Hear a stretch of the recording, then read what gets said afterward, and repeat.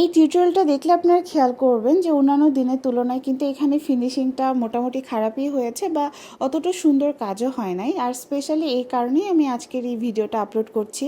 এই ডিজাইনটা কিন্তু কোনো ক্লায়েন্টকে দেওয়া হচ্ছে না, এমনি আমরা মেহেদি পড়াচ্ছিলাম সেই দিনটাতে অনেককে মেহেদি পড়ানো হয়েছিল। আর এটা আমাদের টিম আর্টিস্ট কাজ করছে, আমার নাম।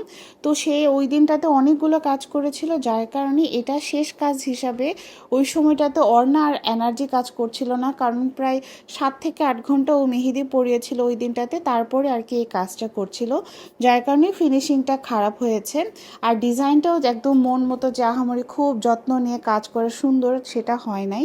এই জন্যই আমরা ইভেন্টগুলোতে দেখা যায় ব্রাইডকে আগে মেহেদি পরাইতে চাই, এরপর নন ব্রাইডাল। যদিও অনেক ব্রাইডরাই বলে যে আপু আগে নন ব্রাইডাল কাজ করে ফেলেন তারপর ব্রাইডকে মেহেদি পরায়েন, কিন্তু আমরা সেক্ষেত্রে এই জন্যই পরাই না যে একটা সব কিছুরই ধৈর্য বা মেহেদি পরালে যেরকম একটা হাত ব্যথা বা একটা ক্লান্তি চলেই আসে একটা টাইম পরে, সেই সময় না ব্রেনটার ওভাবে কাজ করে না বা হাতটাও আর ঠিকঠাকভাবে চলে না। এই জন্যই আমরা আগে ব্রাইডকে মেহেদি পরাই দিতে চাই, যেন ঠান্ডা মাথায় একদম সুন্দরভাবে খুব ধীরস্থিরভাবে বা সর্বোচ্চ এনার্জিটা দিয়ে আমরা যেন ব্রাইডের মেহেদিটা সুন্দরভাবে পরাই দিতে পারি। এরপর নন ব্রাইডাল ডিজাইনের ক্ষেত্রে তো আর এতটা ফিনিশিংয়ের দরকার হয় না, তো এই জন্যই আমরা পরে নন ব্রাইডাল ডিজাইনটা করি। সো বুঝতেই পারছেন হাতের কাজের ক্ষেত্রে বিশেষ করে মেহেদি ডিজাইনের ক্ষেত্রে আগে আগে মেহেদি পরে ফেলাই ভালো।